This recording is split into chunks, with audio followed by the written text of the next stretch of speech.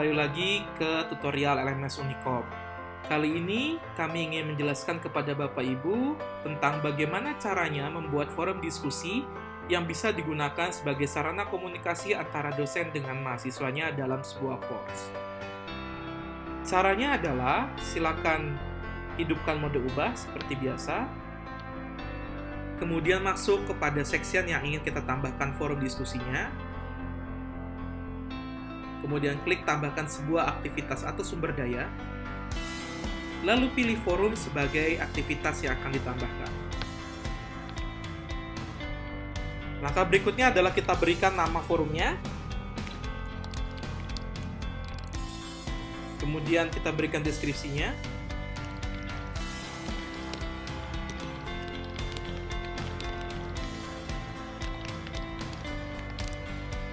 Kalau sudah, jangan lupa klik pilihan tampilkan deskripsi di halaman kursus. Kemudian untuk forum type, Bapak Ibu bisa memilih beberapa jenis forum. Kami sarankan pilih standar forum for general use. Pada bagian availability, Bapak Ibu bisa menentukan tanggal terakhir kapan seorang mahasiswa masih bisa menggunakan forum ini untuk berdiskusi. Tapi karena kita tidak ingin membatasi pada kasus kali ini, maka kita tidak isikan due date, begitupun juga dengan cut off date.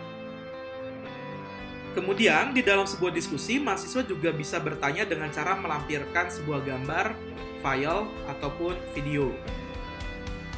Kali ini kita akan tentukan di bagian lampiran-lampiran dan jumlah kata tentang berapa besar file yang bisa diikutsertakan dalam sebuah forum diskusi.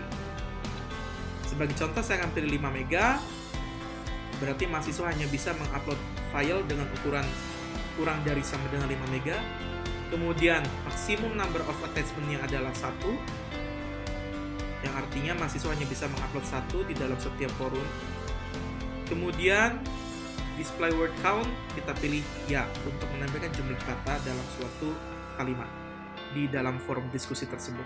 Pada subscription and tracking, Bapak Ibu bisa menentukan apakah mahasiswa tersebut akan dipaksa untuk mengikuti sebuah forum diskusi, atau bisa saja secara mandiri mahasiswa bergabung kepada forum diskusi yang Bapak Ibu buat.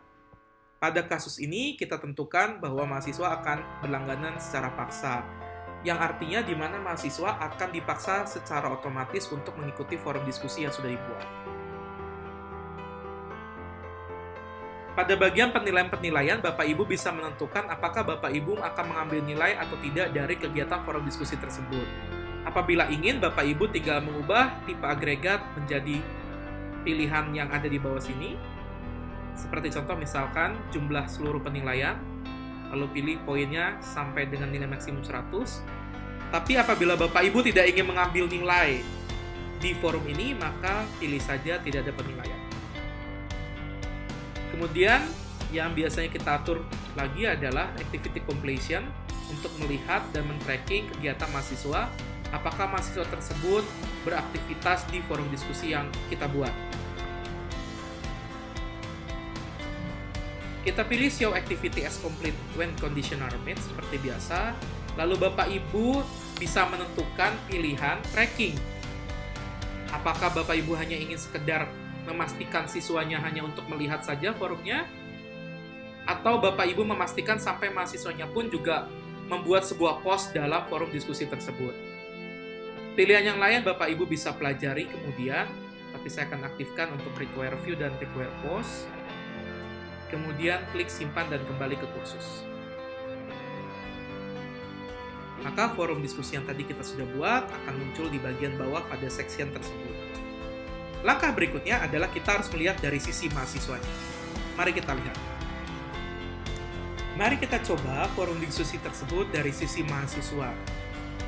Mahasiswa akan login ke dalam LMS-nya.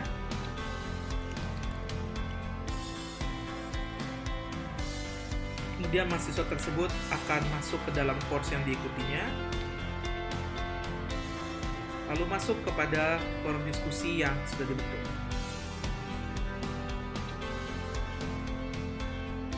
Oke, kemudian mahasiswa bisa menambahkan topik baru pada forum tersebut.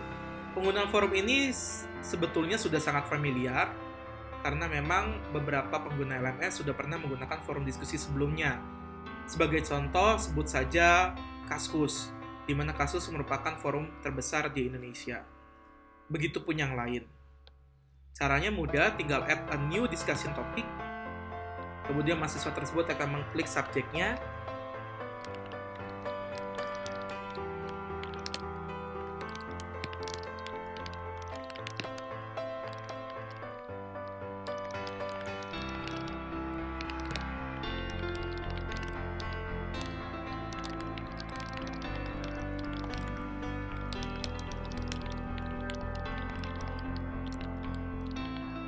Mahasiswa juga bisa melampirkan beberapa file sehingga pertanyaan menjadi lebih jelas. Cuman karena tadi kita menentukan hanya boleh satu file dengan ukuran maksimum 5 MB, maka mahasiswa tersebut dibatasi seperti itu. Kemudian mahasiswa tersebut tinggal mengklik post to forum. Langkah berikutnya kita kembali lagi ke sisi dosen. Dosen bisa memeriksa kembali forum diskusi bab 1 yang tadi dibuat. Maka sekarang sudah ada satu diskusi yang ada di forum tersebut. Dosen akan bisa menanggapi pertanyaan ataupun hasil diskusi dari mahasiswanya tersebut. Caranya adalah klik pertanyaannya atau diskusinya. Kemudian akan muncul form seperti ini. Kemudian Bapak Ibu tinggal pilih tanggapi. Lalu tuliskan jawaban.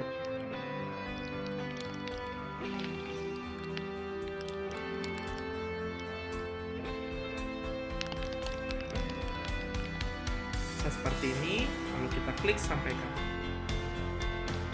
Maka di sisi mahasiswa pun, mahasiswa bisa melihat balasannya. Dan ada penanda bahwa diskusi tersebut sudah dibalas 1 kali. Dan mahasiswa tersebut bisa membaca bahwa ada jawaban, itu seperti yang kita ketikkan. Sekian tutorial untuk membuat forum diskusi, tanya jawab, atau apapun tentang suatu course. Selamat mencoba. Terima kasih.